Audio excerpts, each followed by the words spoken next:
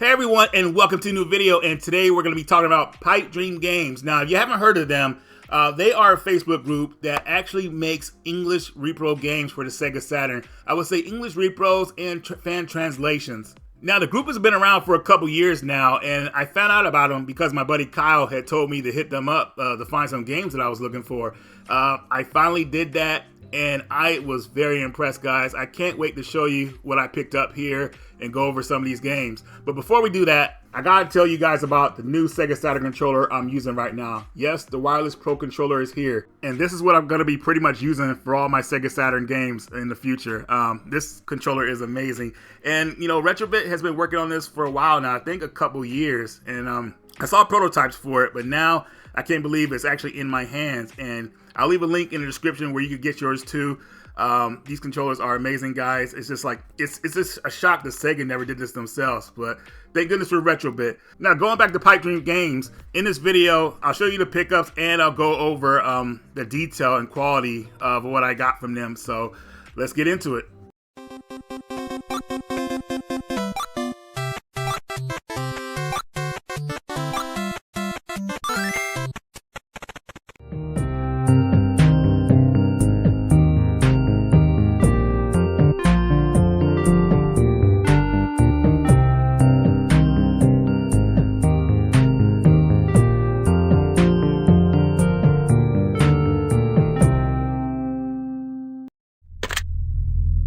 Everyone on base, until instructions are given, do not make a sound. Stop all construction work. I repeat, do not make a sound. This is not a drill.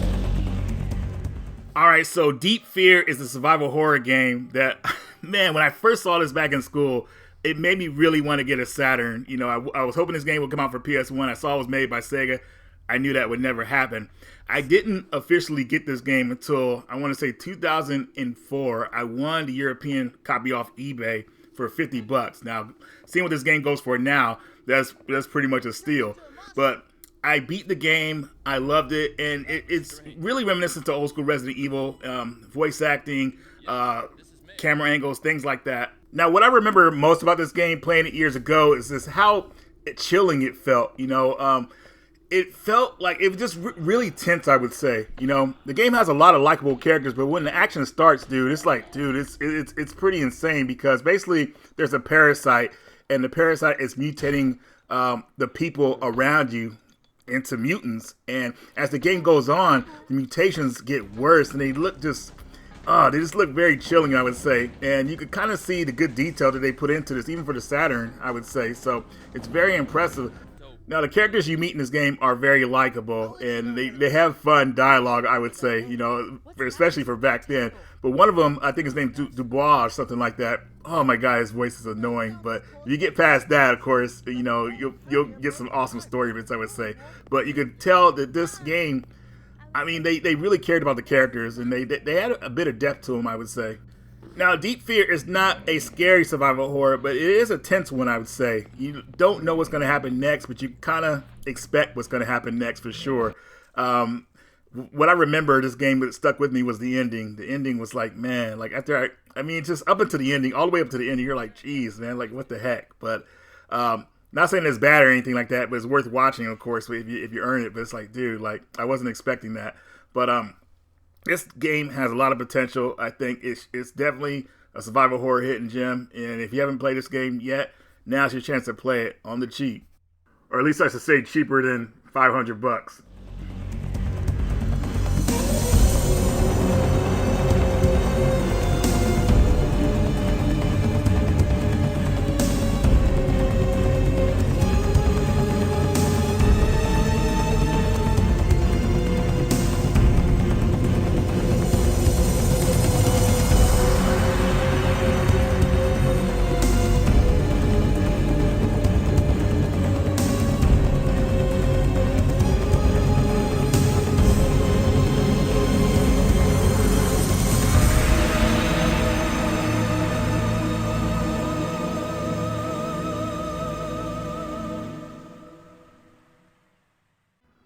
Here's Sakura Wars. So this game got a fan translation, I think 2 or 3 years ago, and The first time I actually played the series when it was released on the PS2, I forgot what that version was called, but it was pretty fun. And now going back to this one, if you haven't played these games, they're more like, it's kind of like a hybrid game. Like they're visual novels, strategy RPG types. So if you're into that type of genre, you could get into this game. I think the strong aspect of this game is dating the certain women and everything like that and getting with them at the end of the game. I'm not really too sure, but I'm excited to play this one because I heard a lot of good things about it. So if you guys have played the English translation in the comments, let me know what you think about this series. This game in particular.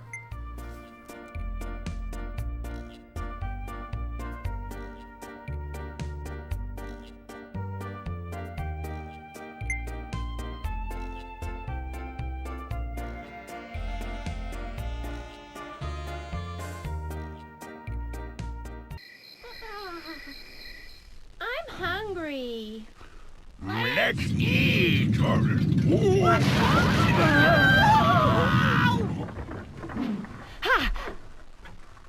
Oh.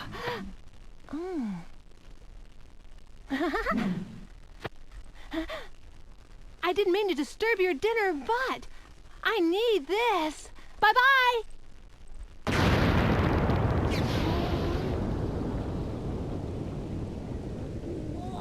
No! She took our family treasure! Why are you sitting there? Transform and go after her now! Okay. Not you!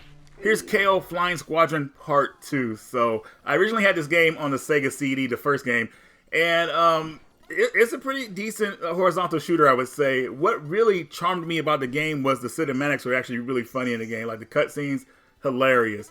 The game is pretty decent itself. I would say it's about an average shooter, but still very cool. Now, unfortunately, the game did not sell well, and you guys know what that means. They didn't want to bring over the sequel for it, and especially with the failing sales of the Saturn, I think it was left in PAL territories and Japan. But now, to get this copy now is freaking amazing, because I almost dropped money to get the PAL version years ago, but I couldn't do it, man. It was going for like $200, and I was still stubborn about that price. And now we see what it's going for. But thankfully now I got this physical version. And the difference between this one and the first game is that this one tries to be a platformer as well. It's a pretty decent platformer, but more, I would say, its strengths are when the shoot 'em up parts, I would say. So it's a mixture of both, but it makes the game kind of like feel a bit different and yet the same way as the first one. So definitely one you guys would want to keep your eyes on if you like these type of games. I feel it's a lot better than the first game, and they brought back the same actors that voiced the first game. So if you like hilarious dialogue, you'll get that in this game as well. Joining me here is our first contestant, Mr. Bengay.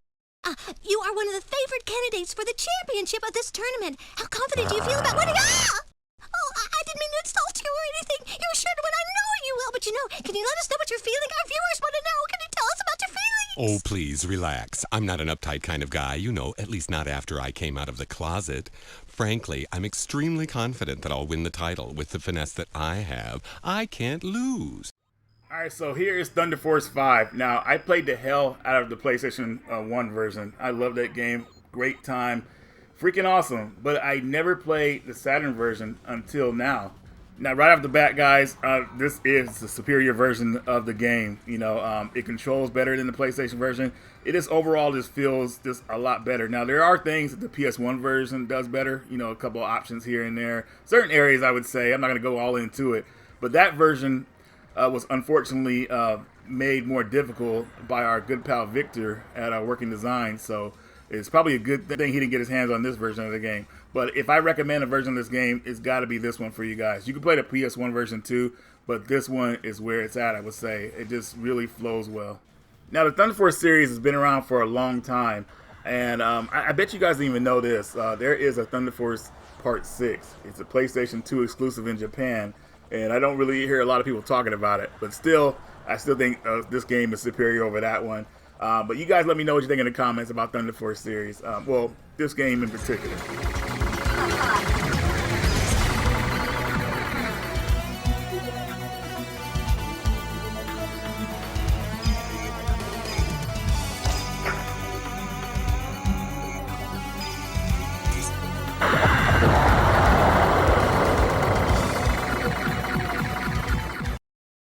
Alright, so here's a quick look at the games close up. Just very impressive all around, guys. I mean, this is authentic to like regular Saturn games. It was really impressive seeing his work done on these manuals. I mean, just the discs are pressed. You know, it's just all around just professional, I would say. Now, this copy of Thunder Force was really cool because this probably Working Designs would have probably put this out in America if they had got a chance to do it. And this is pretty much how it would look, I would think. So really happy with how this one turned out. And as you're probably noticing, these manuals are in full color, so Pipe Dreams Games is going all out on us. This cover, The Deep Fear, is probably the best cover I've seen for the game. I remember I had the European version, and all I had on the cover was a mutated hand. It was really gross and, like, I don't know, man, it just didn't look right. And Japanese version, I think, was the same, but this American version that he made looks really good, and it's kind of something that'll make you, pique your interest, I would think. So from what I was told, this is the unreleased American version, so the game will run a bit faster than the European version, which I'm totally fine with. And here's the manual, as you see. I vaguely remember the European manual that I used to own. I remember it was kind of flimsy, but obviously this one is not. And you can see the characters in the game, very cool. He added a lot of detail to this, and like I said, if you guys decide to pick any of these up, I'm pretty sure you guys will be impressed. Getting this Flying Squadron Part 2 just makes me happy that I didn't buy the game all those years ago. You know, this is the way the game should have been released for us. Man, it just makes you sad that the Saturn just, like, it didn't live up to its potential. But even so, if the Saturn did live up to its potential, would we have got the Dreamcast? You know what I mean? Like, who knows what would happen. So, but things happen for a reason. But now we got Pipe Dreams Games to cover down for us. So, hopefully we'll see more of this stuff in the future. Also, I want to give a shout out to the Sega Saturn Shiro crew. I mean, these guys are Sega Saturn enthusiasts. They keep us laced up with information, fan translations, all that stuff, man. I mean, these guys are hardcore. You can truly see their love for the Sega Saturn, and it's amazing, that these guys are helping put out like new fan translations.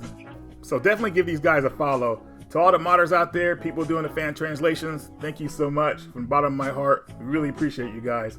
And Pipe Dreams Games giving us the physical of these games, oh man, makes it even better. So anyways, guys, that's all I got for you in this video. Radical Reggie, and I will see you all later.